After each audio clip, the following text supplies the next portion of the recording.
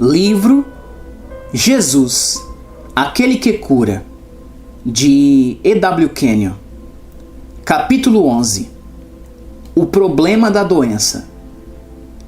Este é o ministério espiritual de Jesus que começou na cruz. Isaías 53, do 3 ao 5 diz: Era desprezado e o mais indigno entre os homens, homem de dores, experimentado nos trabalhos e como um de quem os homens escondiam o rosto. Era desprezado, e não fizemos dele caso algum. Verdadeiramente, ele tomou sobre si as nossas enfermidades, e as nossas dores levou sobre si. E nós o reputamos por aflito, ferido de Deus e oprimido. Mas ele foi ferido pelas nossas transgressões, e moído pelas nossas iniquidades. O castigo que nos traz a paz estava sobre ele, e pelas suas pisaduras fomos sarados. Os discípulos não podiam vê-lo quando olhavam para um homem da Galileia, ali coroado de espinhos. Nessa oportunidade, ele estava levando nossas doenças e enfermidades. O versículo 10 diz: Todavia, ao Senhor agradou moê-lo, fazendo-o enfermar. Ele o tornou pecado com os nossos pecados, e enfermo com as nossas enfermidades. Isaías 52:14 diz: Sua aparência estava tão desfigurada, mais do que a de outro qualquer. Estava tão desfigurada que ele não se parecia mais com o homem. Isto não se refere a seu corpo físico. Deus não podia olhar para sua alma. Deus fez sua alma uma oferta pelo pecado. Ele estava aflito, ferido de Deus e oprimido. Foi Deus que colocou nossas doenças sobre ele. Ele foi ferido pela justiça porque era nosso substituto. Ele foi moído pelas nossas iniquidades. O castigo que nos traz a paz estava sobre ele, e pelas suas pisaduras fomos sarados. Esses não eram os vergões do açoite sobre as suas costas, causados pelo executor romano, mas aqueles que Deus colocou sobre ele, junto com as nossas doenças, quando ele foi julgado e banido em nosso lugar. Está escrito em Mateus 8,17: Para que se cumprisse o que fora dito pelo profeta Isaías, que diz: Ele tomou sobre si as nossas enfermidades e levou as nossas doenças. Nossas enfermidades incluem as nossas pequenas idiosincrasias mentais, as coisas que nos tornaram desagradáveis e enfadonhos às pessoas. Essas basicamente são enfermidades da mente. Ele levou todas, e o que ele levou não precisamos carregar. O que ele levou sobre si mesmo não precisamos sofrer. Chegamos a crer que é tão errado um crente carregar sua enfermidade, tendo Jesus já a levado, como é carregar seus pecados quando Cristo já os levou.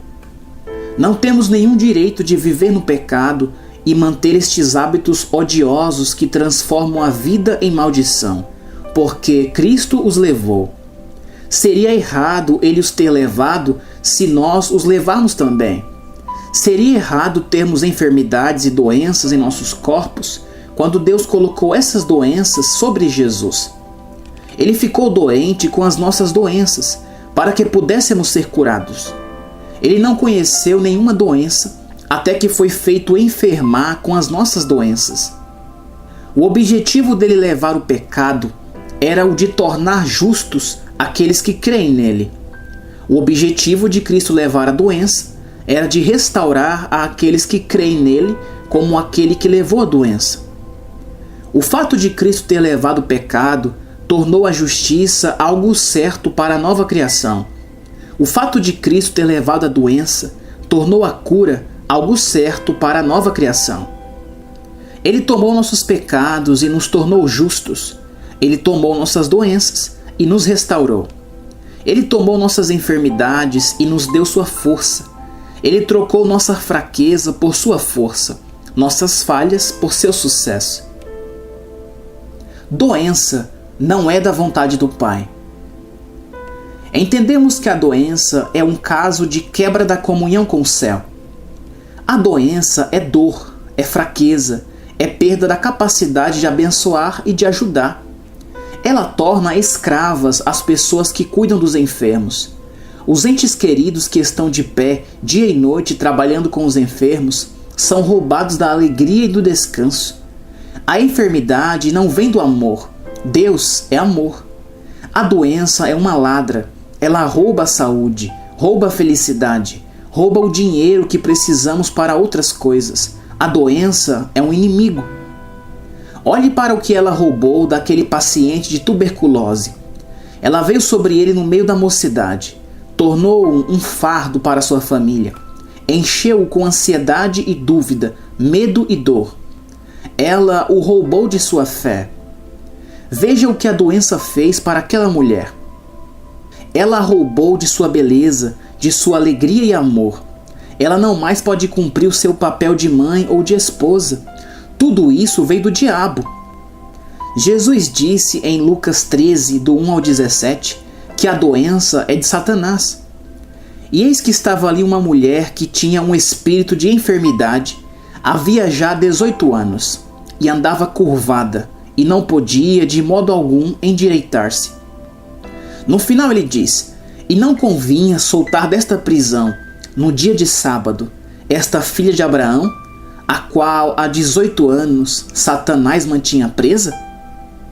Ela estava presa por Satanás. Atos 10:38 nos conta que Jesus andava fazendo bem e curando a todos os oprimidos do diabo. Do começo até o fim do ministério público de Jesus, ele combateu contra Satanás. Sua batalha não era contra os homens, mas inteiramente contra os demônios que habitavam nos homens. Foi o diabo que usou o sumo sacerdócio para provocar a contenda que finalmente pregou Jesus na cruz. Não diga a ninguém que a doença é a vontade do amor. Ela é a vontade do ódio, é a vontade de Satanás. Se a doença fosse a vontade do amor, o amor se transformaria em ódio. Se a doença fosse a vontade de Deus, o céu ficaria cheio de doenças e enfermidades. Jesus era a vontade expressa do Pai. Ele andava curando os enfermos. A doença e a enfermidade nunca são da vontade do Pai. Crer que são é ser iludido pelo adversário. Se a cura não estivesse no plano da redenção, não estaria no capítulo que fala da substituição, Isaías 53. Se a cura não estivesse na redenção, o Pai não a teria ensinado na sua palavra. Jesus curou todos os que vieram até ele, judeus e gentios, juntamente. Ele estava executando a vontade do Pai. Ele era a vontade do Pai. Capítulo 12. Sendo restaurado em Cristo. Não importa a partir de qual ângulo você olha o cristianismo, ele é um milagre. E o milagre mais admirável é a nova criação. Nunca poderemos chegar ao seu âmago, pois permanecemos de fora dela, como espectadores, olhando para ela a partir de seus vários ângulos. O homem se torna uma nova criação, recebendo a própria vida e natureza de Deus. Considere os seguintes versículos como ilustração. Colossenses 2,13. E quando vós estáveis mortos nos pecados, e na circuncisão da vossa carne, vos vivificou juntamente com ele, perdoando-vos todas as ofensas. Fomos vivificados juntamente com ele.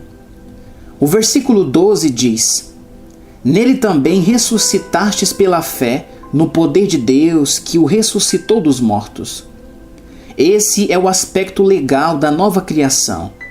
E tudo que é legalmente nosso pode se tornar uma realidade vital. Na mente do Pai, fomos vivificados com Cristo. Quando ele foi vivificado em espírito, também fomos vivificados em espírito.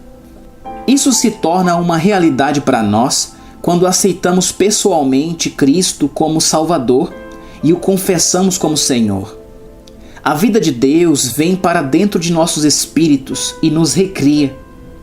Efésios 2, 1 e 2 diz: e vos vivificou, estando vós mortos em ofensas e pecados, Isso pode ser chamado de o milagre do cristianismo, na realidade, uma nova criação. Haveria mais prazer na velhice do que na juventude, se não a temêssemos. Nós a tememos por causa do medo da dor, da doença e da luta com a morte que nos persegue. Vida e morte. Alguns fatos sobre a vida e a morte podem nos ser úteis. A morte espiritual é a progenitora da morte física. Não haveria nenhuma morte física até que Adão morresse espiritualmente. Não havia nenhuma morte no projeto original da criação. Sabemos que, no final desta era, a morte será tragada pela imortalidade, de acordo com 1 Coríntios 15, 26. E o último inimigo que há de ser aniquilado é a morte. Haverá uma eternidade sem morte. Por que não pode haver um presente sem doenças? Creio que é a vontade do Pai que a igreja seja tão livre da enfermidade como ela é do pecado. A morte é uma inimiga. A fraqueza e a doença são inimigas. A morte não é só inimiga do homem, mas é também de Deus. 2 Timóteo 1,10 nos diz que, na ressurreição do Senhor Jesus, a morte perdeu seu domínio, que é manifesta agora pela aparição do nosso Salvador Jesus Cristo, o qual aboliu a morte e trouxe à luz a vida e a incorrupção pelo Evangelho. Ele fez duas coisas: nos trouxe vida e imortalidade e aboliu o domínio da morte. Quando ressurgiu dentre os mortos, ele venceu a morte pessoalmente. Ele venceu a morte no caso de Lázaro e no caso do filho da viúva. Ele é o Senhor da vida. Apocalipse 20,14 diz: E a morte e o inferno foram lançados no lago de fogo. Apocalipse 21,4 diz: E Deus limpará de seus olhos toda lágrima, e não haverá mais morte, nem pranto, nem clamor, nem dor. Será o fim da morte.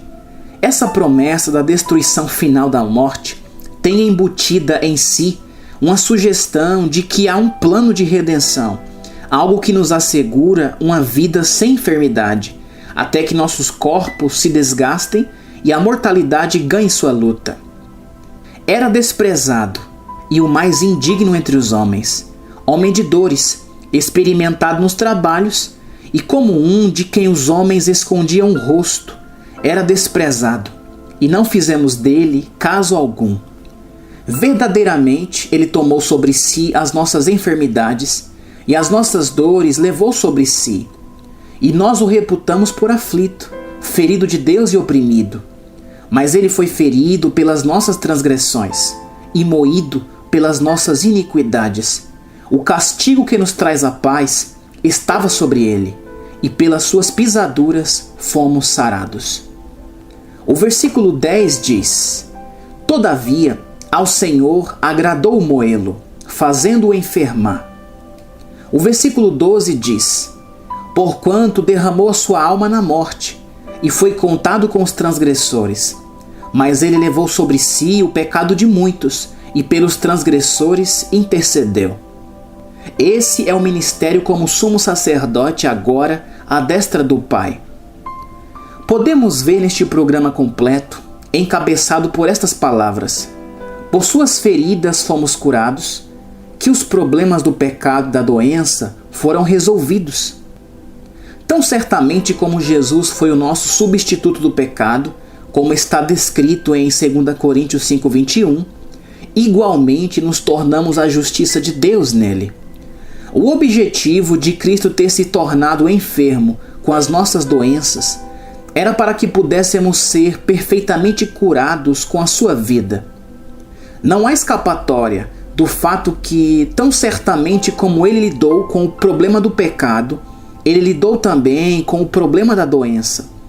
Hebreus 9,26 nos diz: Mas agora, na consumação dos séculos, uma vez se manifestou para aniquilar o pecado pelo sacrifício de si mesmo.